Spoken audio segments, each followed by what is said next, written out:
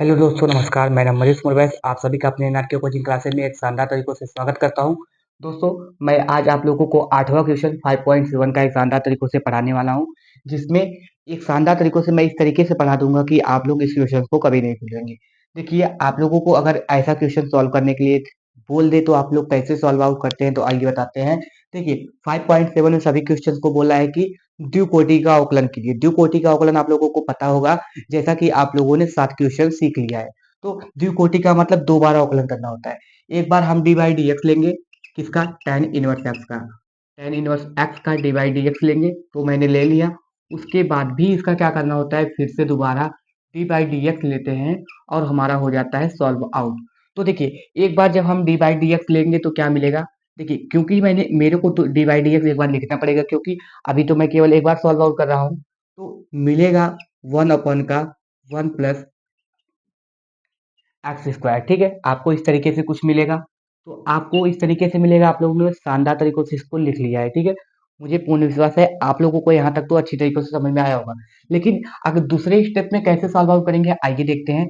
देखिए, यहाँ पे D by D x 1 plus 1 upon में ये है। ठीक है, तो आप इसका आकलन करेंगे। आप पहले इसको एक सॉर्टेड फॉर्म में लिख लीजिए। एक सॉर्टेड फॉर्म में लिखने का मतलब, ये देखिए, यहाँ पे अगर इसे संपूर्ण में समझिए, इसके पावर पे 1 है। क्या है? इसके पावर पे दोस्तों 1 है। तो अगर संपूर्ण पे पावर 1 है, ऊपर लेकर जाएंगे तो आपको क्या 1 प्लस एक्स स्क्वायर पावर पे -1 मिल जाएगा या नहीं? आप लोग कहेंगे हाँ मिलेगा।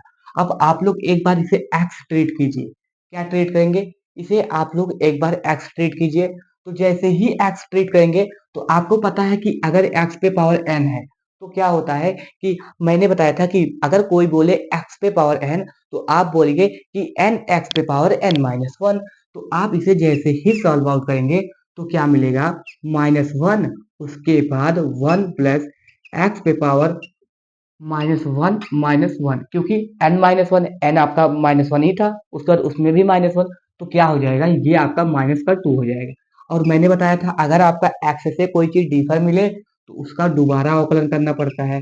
तो हम दोबारा अवकलन करेंगे किसका? 1 प्लस एक्स स्क्वायर का। 1 प्लस एक्स स्क्वायर का। अब इसे हम अपॉन में लिख सकते हैं, क्योंकि जब अपॉन में घात पे 1 था, प्लस पॉजिटिव था, तो ऊपर लाए तो निगेटिव हुआ था। अगर ऊपर से फिर से नीचे लेकर जाएंगे तो पॉजिटिव हो जाएगा। सिंपल। तो यहाँ पे -1 है तो -1 ही लिखा जाएगा।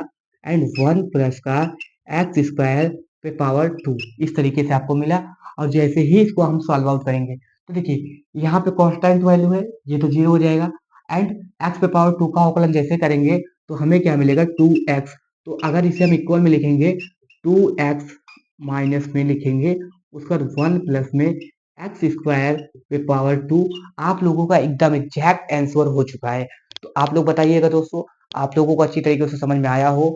अगर अच्छी तरीके से समझ में आया तो हमारे क्लासेस को लाइक, सब्सक्राइब एंड शेयर कीजिएगा। Thank you so much for watching this video.